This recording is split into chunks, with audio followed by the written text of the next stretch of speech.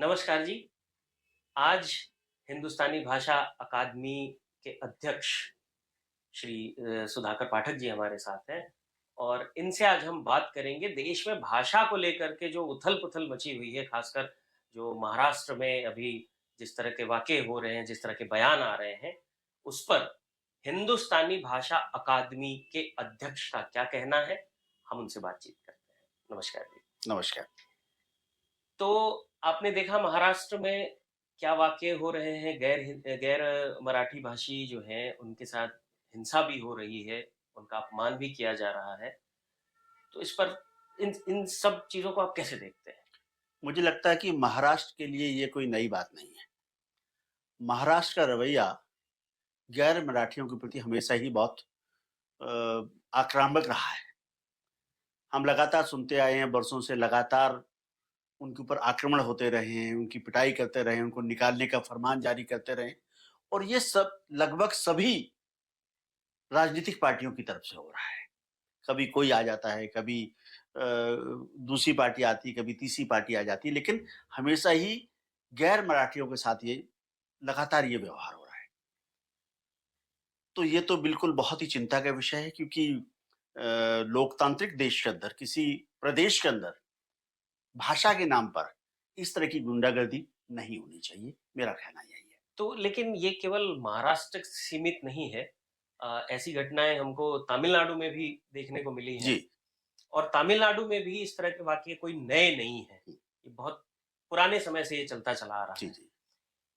हिंदी को लेकर के जैसे महाराष्ट्र में या तमिलनाडु में वहाँ के नेता, वहाँ के लोग जब ये कहते हैं कि हिंदी हम पे थोपी जा रही है, तो आपको क्या लगता है कि एक क्षेत्रीय भाषा के ऊपर हिंदी को थोपे जाने की घटना है ये या हिंदी के विस्तार की घटना है? बिल्कुल भी नहीं है।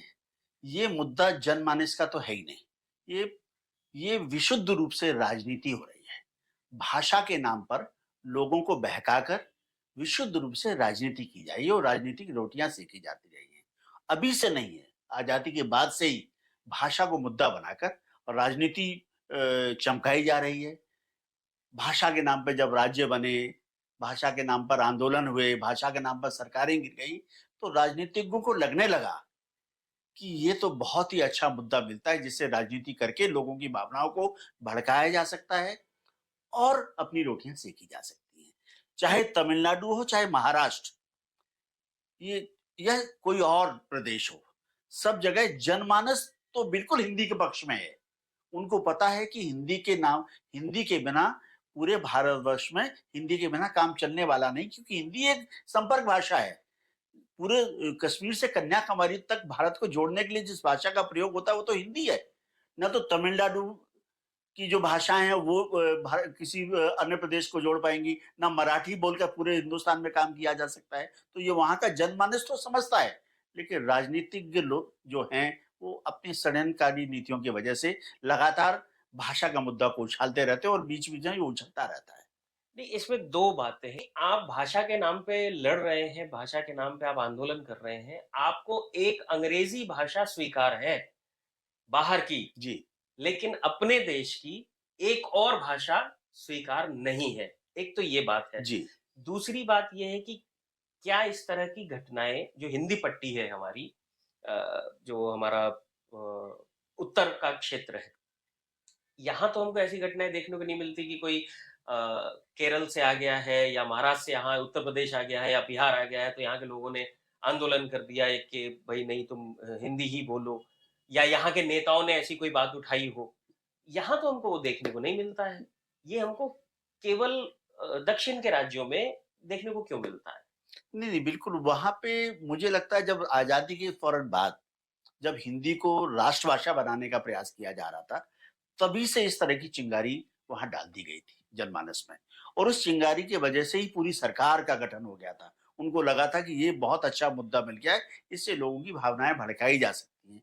तो उस मुद्दे को बार बार वो, और वहां के लोग थोड़ा सा भावुक भी ज्यादा हैं, मैं ये समझ सकता हूँ। सभी लोग अपनी अपनी भाषा की अस्मिता को लेकर बहुत भावुक रहते हैं, लेकिन वहाँ के लोग कुछ ज़्यादा हैं। और मुझे भी लग रहा है कि कहीं न कहीं सरकारें भाषा के मुद्दे को सही ढंग से उसको संभाल नहीं पाई हैं, हम समझा नहीं पा रहे हैं। अभी जो नई शिक्षा नीति आई है, तो अभी महाराष्ट्र का आपने इससे पहले जो चर्चा में लाए थे आप, नई शिक्षा नीति जो 2020 की आई, उसके अंदर त्रिभाषा सूत्र फिर आया। पहले भी त्रिभाषा सूत्र था, तो उसमें क्योंकि वहां दो आधिकारिक भाषाएं थी महाराष्ट्र के अंदर, मराठी और अंग्रेजी, उन्होंने तीसरी भाषा हिंदी के उसमें डाला गया। इसके बाद विरोध शुरू हो गया। तो अंग्रेजी स्वीकार्य है महाराष्ट्र में, लेकिन हिंदी स्वीकार नहीं है। लेकिन अगर सही मुद्दे पे सोचा जाए, जो मुंबई है, फिल्म नगरी है, एक औद्योगिक नगरी है, उद्योग धंधे, उसको उद्योग की राजधानी कहा जाता है। हाँ। वहां पर क्या हिंदी के बिना काम चल जाएगा? अब हिंदी की फिल्में तो वहां बना रहे हैं, हिंदी के नाम पे बड़े बड़े व्यवसाय वहां हो रहे हैं, लेकिन हिंदी स्वीकार नहीं है। यही बात है। हिंदी तो ये विशुद्ध रूप से राजनीतिक मुद्दा है, इसका विरोध होना चाहिए, पुरजोर विरोध होना चाहिए, और तीसरी भाषा के रूप में हिंदी को वहां पर रहना ही चाहिए। ना केवल महाराष्ट्र में, पूरे भारतवर्ष के अंदर एक ही ऐसी भाषा है जो संपर्क भाषा के, अब राष्ट्रभाषा का मुद्दा पीछे छूट गया है, लोग लगे हुए हैं और लोगों ने स्वीकार कर लिया कि ठीक है, विशुद्ध अघोषित राष्ट्रभाषा तो हिंदी है ही, जो कश्मीर से कन्याकुमारी तक बोली जाती है, वो अघोषित राष्ट्रभाषा है, उसमें कोई शक नहीं है। लेकिन हिंदी के बिना पूरे राष्ट्र में कहीं भी चले जाएं, उसके बिना गुजारा होने वाला नहीं। क्या मैं तमिलनाडु के लोगों से बोलना चाहता हूँ, उनके राजनीतिज्ञों से पूछना चाहता हूँ, क्या हिंदी के बिना वहां का उच्च शिक्षित जो युवा है, क्या उत्तर में आके नौकरी कर पाएगा? क्या व्यवसाय कर पाएगा? क्या तेलुगु के ऊपर तमिल बोलकर, तेलुगु बोलकर, इन भाषाओं को लेके क्या हरियाणा में काम कर सकता है वो? क्या वो पंजाब में काम कर सकता है? लेकिन अगर उसको हिंदी आती होगी तो वो पंजाब में भी काम कर लेगा, वो हरियाणा में भी काम करेगा, वो राजस्थान में भी काम कर लेगा, देश के किसी हिस्से में कर लेगा। इसी तरह हिंदी सीखा हुआ व्यक्ति भी दक्षिण में काम कर लेगा, उसको हिंदी के माध्यम से लोग, वहां दक्षिण में सबको हिंदी समझ में आती है, महाराष्ट्र में सभी मराठियों को हिंदी समझ में आती है, उनका काम होगा, उनका मतलब हल हो रहा होगा, तो वो हिंदी को भी स्वीकार कर लेंगे। लेकिन विरोध राजनीतिक विरोध है, विशुद्ध रूप से ये राजनीतिक विरोध है, जिसका पुरजोर पूरे देश को इसके खिलाफ खड़े हो जाना चाहिए कि नहीं, भाषा के नाम पे इस तरह की गुंडागर्दी बर्दाश्त नहीं की जाएगी। कोई एक नेता उठेगा, मैं राज ठाकरे हो, चाहे वो उद्धव ठाकरे हो, चाहे कोई और पार्टी हो, चाहे कांग्रेस की पार्टी रही हो, सभी का ये अगर भाषा के नाम पे कोई राजनीति करे तो उसका विरोध होना चाहिए। मेरा यही पक्ष है। हिंदुस्तानी भाषा अकादमी के रूप में अगर मैं कहूंगा, भाषाओं की बात करेंगे, तो मैं बिल्कुल, मेरा ये विरोध है और इस विरोध को मैं दर्ज कराता हूँ। इसका एक बहुत अच्छा उदाहरण हम लोगों को अभी पीछे देखने को मिला उत्तर प्रदेश विधानसभा में, जहां जो तमाम क्षेत्रीय बोलियां हैं उन तक को विधानसभा में उनमें बात कहने का, उनमें बोलने का जो एक चलन को बढ़ावा दिया है योगी सरकार ने। हमने देखा वहां के कई ऐसे विधायक हैं जिन्होंने बुंदेली में कहा विधानसभा के अंदर, अवधि में बोला, अवधि में बोला, ब्रज में बोला, जी, भोजपुरी में बोला। जी, वो सुनने में अच्छा भी लगा हमको। सभी भाषाओं का सम्मान होना चाहिए, लेकिन इसका मतलब ये नहीं है कि भाषा के नाम पे किसी एक भाषा का विरोध कर दें हम। और तो उस भाषा का जो संपर्क भाषा हो, जो पूरे देश में बोली जा रही हो, वो भाषा जो स्वतंत्रता संग्राम की भाषा रही हो, जिस भाषा में स्वतंत्रता संग्राम का युद्ध लड़ा गया हो, वो भाषा, उस भाषा का विरोध सिर्फ राजनीतिक स्वार्थ के लिए, ये बहुत बड़ा प्रश्न चिन्ह लगाता है।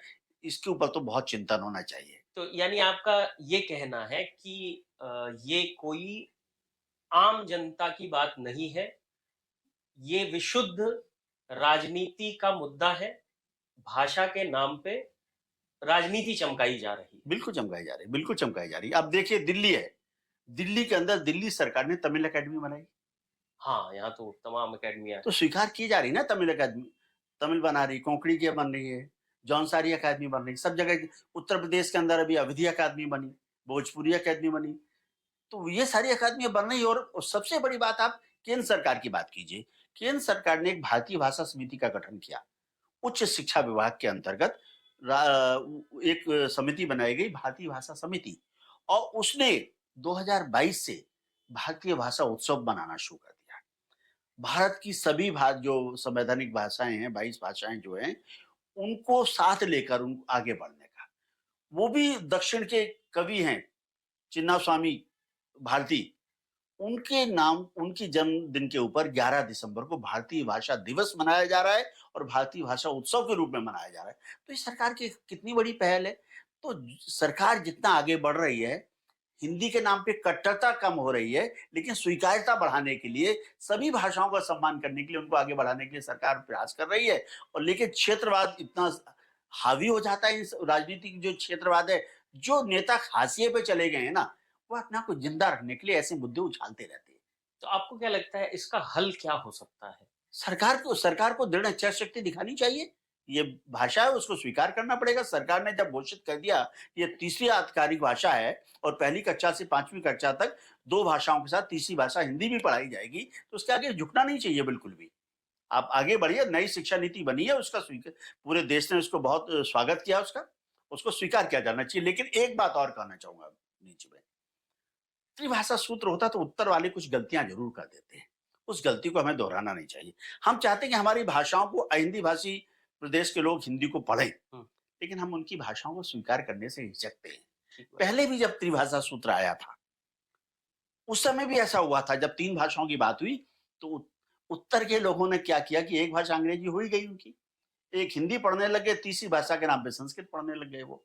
तो हुँ, होना ये चाहिए था कि हम तमिल, तेलुगु, उड़िया इन भाषाओं को अगर हम पढ़ते, तीसरी भाषा के रूप में अहिंदी भाषी प्रदेश की अगर हम भाषाओं को पढ़ते, तो ये विरोध आज इतना मुखर ना होता। तो जो गलतियाँ पहले अतीत में हो गई हैं, उन गलतियों को दोहराना नहीं चाहिए। सरकार बहुत अच्छा पहल कर रही है भारतीय भाषा दिवस के रूप में, भारतीय भाषा उत्सव के रूप में सभी भारतीय भाषाओं को आगे ले जाने के लिए जो कार्य कर रही है। नई शिक्षा नीति के अंदर भी सभी मातृभाषाओं के अंदर शिक्षा की बात कही जा रही है। पहली से 5वीं कक्षा तक सबको मातृभाषाओं में उनकी जो स्थानीय भाषाओं में पढ़ाई की जाएगी। 8वीं तक के लिए भी प्रयास किया जाएगा। तो सरकार बहुत सकारात्मक दृष्टिकोण से काम कर रही है। उसको पूरे अच्छे मन से स्वीकार किया जाना चाहिए और ये उस ओछी राजनीति से बचना चाहिए। यही मैं कहना चाहूँगा। चलिए अच्छा है, हम तो यही इच्छा व्यक्त करेंगे कि जी, सरकार प्रयास करे और इस तरह के जो आंदोलन बेमतलब के आंदोलन हो रहे हैं, उन पर एक विराम लगे, जी, सभी भाषाओं का सम्मान हो। बिल्कुल समझना। समय देने के लिए बहुत-बहुत धन्यवाद आपका। धन्यवाद। आपका भी धन्यवाद।